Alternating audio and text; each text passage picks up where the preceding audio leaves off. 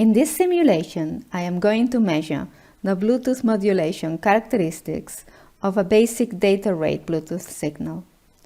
I will extract in-band measurements. I generate the signal using the Signal Studio IQ Player pad.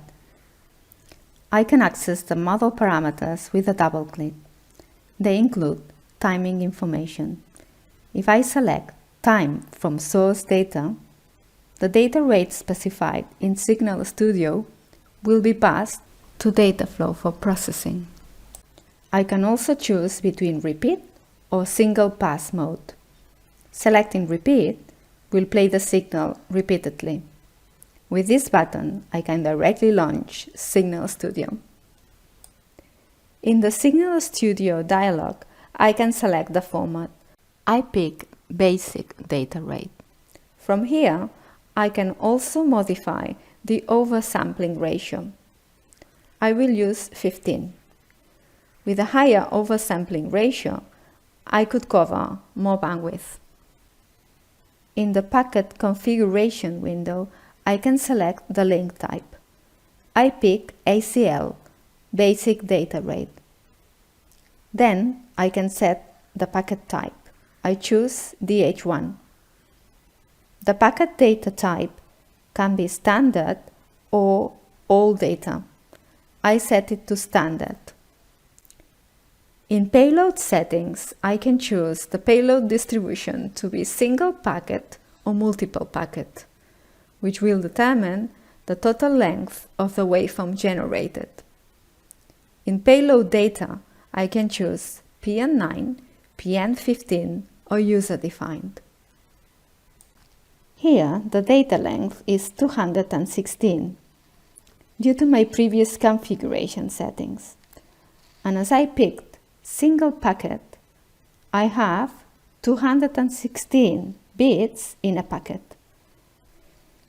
If I go back to waveform setup, I can see that the total number of samples that will be generated for my waveform is 18,750, and the waveform length in time will be 1,250 microseconds.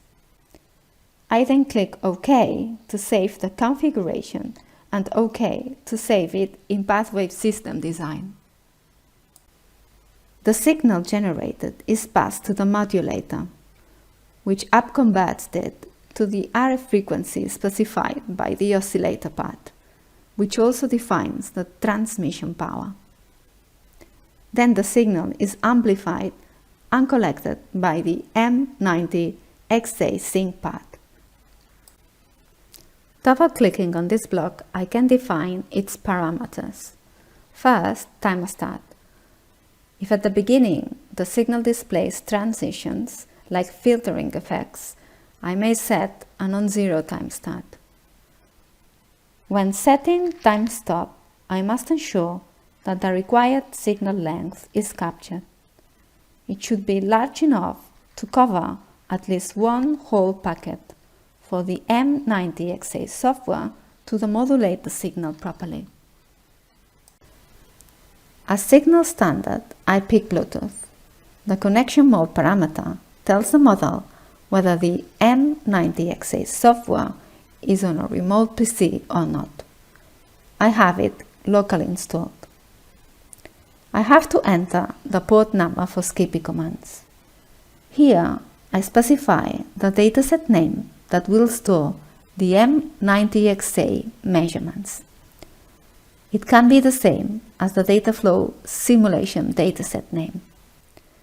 I can also activate and deactivate measurements results retrieval from here. I can leave the block size for writing to its default value. Now, before running the simulation, I must open XApps, and the M90XA software port number for Skippy should be the same number specified in the M90XA sync model. You can check that with Connection Expert, for instance. When a user opens XApps for the first time, it is necessary to specify simulation mode. Save the configuration with the name and you'll be able to select it the next time. I have to check Simulate and touch UI boxes. Click OK and XApps starts loading. Now I run the simulation. Now the signal is saved into a temporary file. The configuration is passed to XApps and the measurement is done. I can look at the demodulated waveform, the spectrum, the signal quality measurement results. The packet type and the payload type are as specified in Signal Studio, and the payload length is also the expected one. I'll now run a second simulation for Bluetooth out-of-band measurements. I change my sync to the VSA 89600 sync. The difference here is that the connection to PathWave VSA is based on streaming, unlike the link to XApps. From the VSA sync dialog window, I can specify a setup file to define the measurement configuration settings in PathWave VSA software.